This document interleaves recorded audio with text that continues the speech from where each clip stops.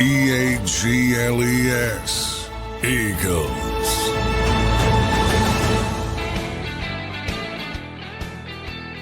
Welcome in, everybody. A Thursday edition of Birds 365 here on JAKIB Sports, a playoff edition. We're getting closer, everybody, to the wild card weekend matchup, Eagles versus Packers. And some big news came down in Eagle land yesterday. Jalen Hurts, quarterback one of the Philadelphia Eagles, returned to practice. So we'll talk all about that. And we have a couple great guests for you today. Johnny Mac, how you doing on this Thursday morning, brother? Doing well. Finally it's over. I think it's over. Yeah, what'd you see out there yesterday, John? I went on X last night. He looked crisp. Yeah, after our night show, after our afternoon and night show, and I'm like, what? All these people saying how crisp the quarterback looked. John, what exactly does that mean? Jalen Hurts looked crisp at practice. I got a kick out of that. The concerted. I don't know. Yeah, sun's out, guns out. He was showing off the guns in the fridge. He did look ripped up. Yeah, he did look. It was freezing, man. Woo. It was brutal yesterday, but the temperature is about almost 30, but there were like 30-mile-an-hour winds, so it felt like 15. So Jalen showed up in a tank top and embracing the cold weather, but yeah, we don't get to see much, so I don't know. You were saying something off the air. I don't know. I don't want to disparage people. You get to see him toss it back and forth with some people, and then we get ushered off the field. And then we talk to other people afterwards, and Lane Johnson used that term, crisp, so maybe they got it from that. Yeah. I don't know. You'd have to ask them, the people you're talking about. But, yeah, we don't get to see much. It's not like training camp where we get to watch the whole practice. And specifically yesterday, we only got to watch stretching in a little bit, not even full individual drills, a little bit of that. But, yeah, so I don't know what those people are talking about. Yeah, there's some fresh sod down there at the link yesterday. That was good to see. But the big takeaway is not that Jalen looked crisp at practice for whatever that means. It's that he returned, and I think that's a big deal. Finally, good to see him back out on the practice field. John, if people watch Birds 365, they knew everything was going to be fine with Jalen, but I think there is still a sigh of relief, a breath of relief in the air when you see him back out on the field. And looking crisp, as they said. So it was good to see Jalen back out on the field. Yeah, learn from the charlatans. Remember, learn. They don't even read the policy. They don't understand if you don't practice, you can't get out of the protocol. The Eagles didn't practice him purposefully last week, even though they'll deny that because they don't want to be under the auspices of the NFL and them looking into things and all that, open that Pandora's box. But can't get out of the protocol until you actually practice.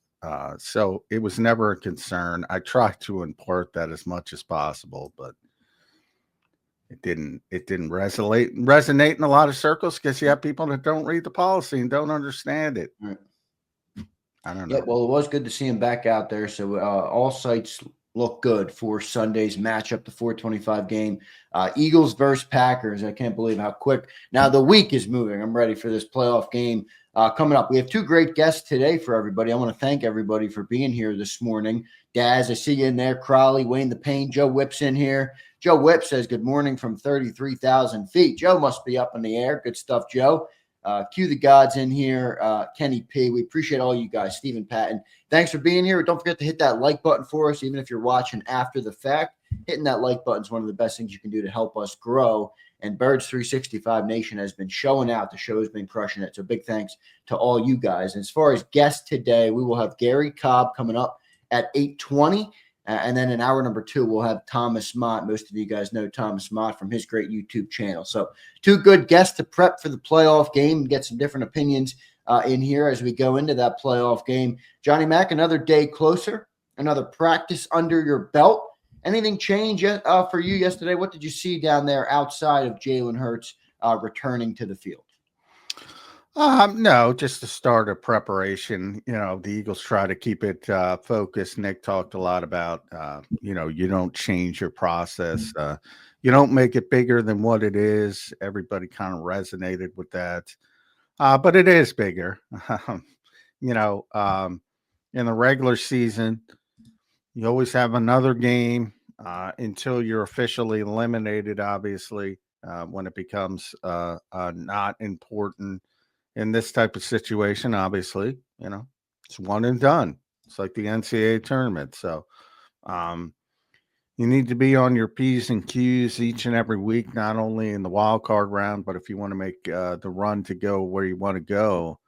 And that is the best way to handle it. You don't want to get overly emotional.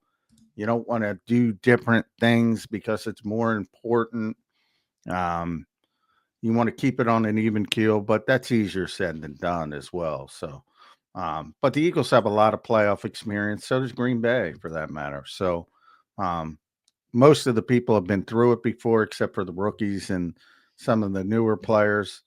But they should be able to lean on the veterans and playing in Lincoln Financial Field is always a big advantage for the Eagles. Yep, no doubt about it. John, Jordan Love spoke yesterday as well. Just an update on that front. He had some interesting comments. At least I thought they were interesting. Kind of like, I don't know if he's playing the Nick Sirianni game a little bit. I was talking yesterday, John. That is a weird injury that he got last weekend. It's not like a nerve. I don't know if it was a nerve or a funny bone. I mean, I've hit my funny bone before. It doesn't stick around for hours. So I don't know if he hurt a nerve, but I don't know. If I were a Packer fan, I'd feel a lot worse about that than Jalen Hurts 3 weeks after a hit to the head. So would I. Make of what Jordan Love said, but I'm assuming he'll be out there. But you think there's a chance that impacts his play, man? I mean, you lose feeling in that throwing hand. If you damage a nerve in there, I told the story yesterday on the afternoon show. My brother in basic training, when he was going into the military, he fell at basic training, and he damaged the nerve between his thumb. This is 8 years ago. He still doesn't have feeling in his freaking thumb. Yeah. And I'm like, I don't know if he damaged the nerve, that could be something to look out for going into this game. Obviously, you need feeling in your throwing hand. It's the reason Britton Covey's not playing right now. Yeah. I mean, nerves are. I would say concussions are tough because there's so much misinformation about them. The science is so new, but also you have this group of people that want to project it as, devastating to long-term effects, which it may be down the road. I tried not to downplay it as much as possible, right. But in the short run, if you're being completely honest, and it's very difficult for people to be honest with these types of things, it's rarely that big of a deal. Occasionally, with Tua, it becomes more, but very rarely. For the average concussion, guy may be out for a week and he's back, right. And there's no ill effects. Now, you can argue about 50 years down the road and all that. Right, that's a different conversation. Yeah, you're talking about playing the game right now. So, it's much more for game to game, week to week. This is a much more concerning injury in Green Bay than Philadelphia. 100%. 100%. You think he's just kind of playing the game, though, there? I mean, with his injury as well. I mean, possibly. He wants to show up when he's 100%, play that little. But, I mean, the Eagles are preparing for him. They're not preparing for Jordan Love with a damaged nerve. They're preparing for Jordan Love. So, all this stuff is overrated by coaches, in my estimation. If you're prepared for Jordan Love, you're prepared for Malik Willis. If you're prepared for Jalen Hurts, you're prepared for any other quarterback the Eagles throw out there. So, I think, and Nick Sirianni, because I get to see him every day, he puts a big emphasis on competitive advantage. And I've told him personally, and I'll tell it here, it's not a competitive advantage, dude. It's not. But you believe what you believe. And I think some of that comes from the organization too, right? Where that's kind of what they want Nick to say up there, right? Is that fair to say or no? No, I don't think so. He's very into it. He thinks it's lazy not to play it out. And Hey, maybe it gives you 1% advantage or blah, blah, blah, but it's negligible. I'll say that. But he believes in it, and that's fine. And Yeah, half of yeah. it's mental. If you believe in it and you believe it helps, Godspeed. Right, That's where I am with it. He believes it helps, so Godspeed. right. I don't have to agree with it, but that's what he wants to do, and he's perfectly entitled to that. John, last night on This Week in Pro Football on our night show, we had Pete Doherty, who covers the Green Bay Packers, and he had some interesting comments that you've been talking about on the show, but how eerily similar it is to Philadelphia, where I rewatched that playoff game of the Packers and the Cowboys last night, and you look at the season this year that the Packers have had, they have really taken that. I don't want to say they've taken it away from Jordan Love, but they've completely stopped asking him to be that guy. If you watch that playoff game, he was really throwing that ball around, man. He was until they need him to be that guy. I know, but we'll see. I mean, Pete Doherty kind of talked about Jordan Love last night as a guy covering the Packers, similar to the conversation around Jalen Hurts this year, where you've taken the offense almost completely out of his hands. You've become completely run-first dominant. Why? We don't know. In Philly, it's a little bit more obvious. I mean, Josh Jacobs is a good player, but he's not Saquon Barkley. And he's also, you took credit to you again. I'm rewatching that game last night. Aaron Jones was a beast for them. For them. Oh, I mean, they've become way more one-dimensional with Josh Jacobs because he's a between the tackles runner. Aaron Jones could catch it running outside. He could do so many different things, and they credit to them. They used him properly, but they've become a little bit of a one-dimensional team, John. And I think it bodes well for the Eagles because running between the tackles against the Philadelphia Eagles has not been easy for any team this year, and that's really where their offense. That's what their bread and butter is on offense. Yeah, but if they play like they've been playing the entire year, which I think they will do, they're going to come out and try to pound the football, and they're probably going to fall behind, and there'll be a certain stage of the game where Matt LaFleur will throw up his hands and go, "All right, we gotta pick up the pace." And like I said, don't get too comfortable because when they do that, they tend to get back in games. But they shoot themselves in the foot by the way they play. To a certain extent, I believe that with the Eagles, but it's tough to argue because all the Eagles do is win. Yeah. But I still believe that. And you talked to me enough. I don't think that I think they should be more balanced. There's no reason when you have A.J. Brown, Devontae Smith out, and now Dallas Goedert's back, the best offensive line in football. There's no reason you shouldn't be the Detroit Lions, to be honest. Well, and the quote, I think it's completely fair to think that. Think about the quote that came from Jalen Hurts himself earlier this season, right? Oh, yeah, everybody's talking about it. It's simple to say, okay, we're winning a lot. This is fantastic. There's no reason to change right now. But when you do listen to what the quarterback said, well, it doesn't what he said, what was his quote? It doesn't bite you until it bites you or whatever it was, something along those lines. And that would be the fear, because if you look at the Packers, right, they've beaten everybody they were supposed to beat. And then the three teams that were great in the NFC, the three teams that were better than them in the NFC, they lost to all three of those. And I think there is a line of thinking, there, even from the quarterback in Philly, of we got to make sure that we're more than just one-dimensional to be able to beat the best teams in the league. And I think the Eagles are more equipped to do that right now than the Packers. That's just my gut feeling. Doesn't mean it's going to be true, but I think that's a fair line of thinking. Yeah, I don't know. I mean, I don't know. I mean, Green Bay's more, I would say, when they put their mind on throwing the football, they're more explosive. That might be just the quarterback. But the good thing is they don't put their mind to it. So, if you beat yourself, you beat yourself. Right. Well, I think the biggest difference is, though, I mean, we have arguably two top 10 receivers, probably the best wide receiver duo or a top 3 duo in the NFL. I was listening again to Pete Doherty last night, and he's like,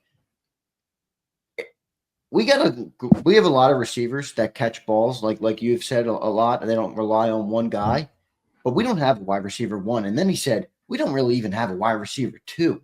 We have a bunch of guys that Jordan Love is getting the ball to, but there's no real number 1 target. He said the best 2 are Jaden Reed and Tucker Kraft. Yeah.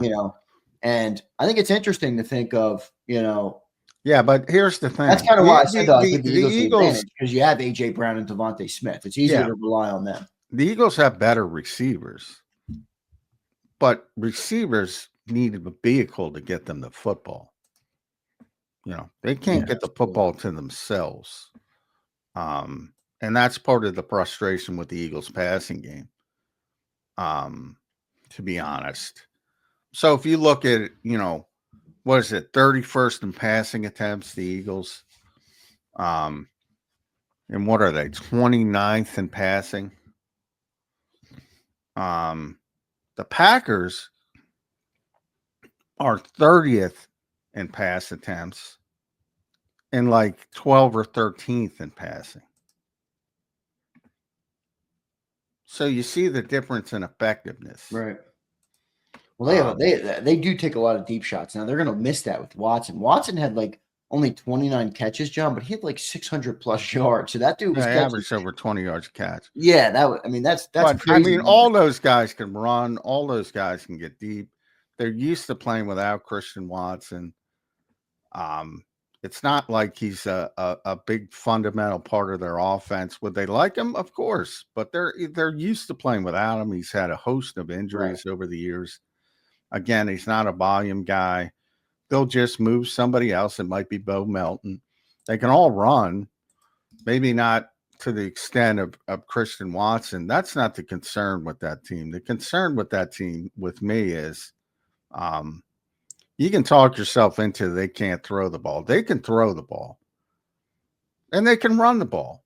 I think it's the only team in the NFL with a top 5 offense and a top 5 defense. I think they're 5-5. They're a really good team. They don't play the right way. They don't play the right way to take advantage of what they have. That's my opinion on this team. Right. It'll be interesting to see how it plays out. The one thing I'd say, though, I mean, there are receivers that you're talking about. I don't think Jaden Reed he'd be wide receiver 3, in Philly. And that goes for everybody there. And he's their best target. So Eagles had the clear advantage there. We'll see who takes advantage. You need a vehicle to get you the football. Yeah, but they've kind of taken that away from Jordan Love. I mean, I think he has the ability, but they haven't played like that this year with him.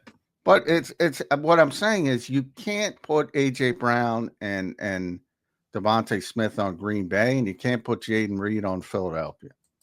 The Eagles have better receivers, in a vacuum. It ain't a vacuum.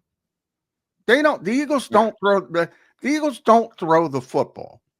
31st in pass attempts, 29th in passing game overall. They don't throw it at this stage. So, I mean, yeah, they have great receivers. It's like not taking the Lamborghini out for a spin. Yeah, right. John, one other thing I want to hit before we get to Gary Cobb coming up here on Birds 365. Eagles made a move yesterday, a roster move with Lewis Seen from the University of Georgia. Another Georgia Bulldog from that famous Georgia defense, one of the better defenses in college football. What do you make of that move? Why did they do it at this point going into the playoffs? Are they expecting him to be a contributor, a depth piece, a future piece? Explain to me what your thought process is on this. Yeah, future piece.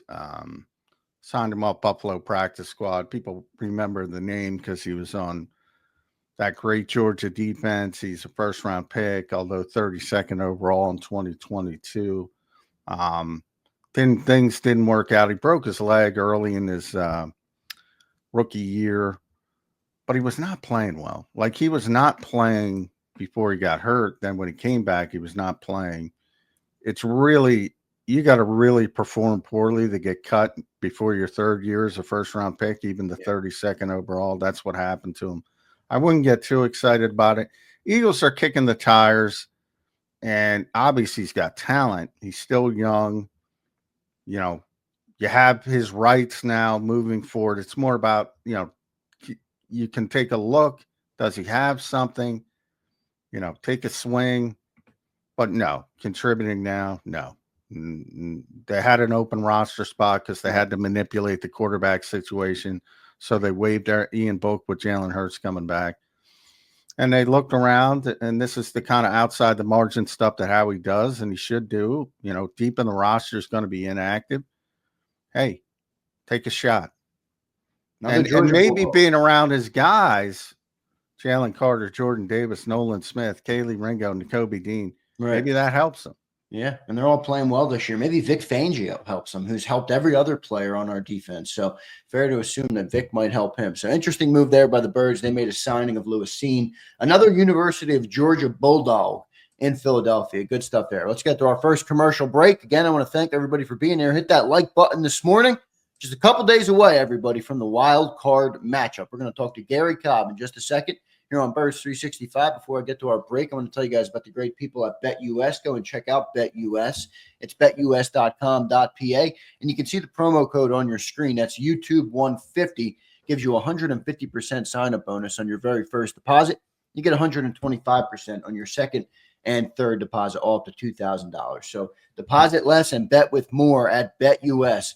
Who's taking the Birds to go to the Super Bowl on BetUS? I might become a betting man for the first time just to take that bet. Go check them out, betus.com.pa. We'll be back in 3 minutes, everybody, with Gary Cobb on Birds 365.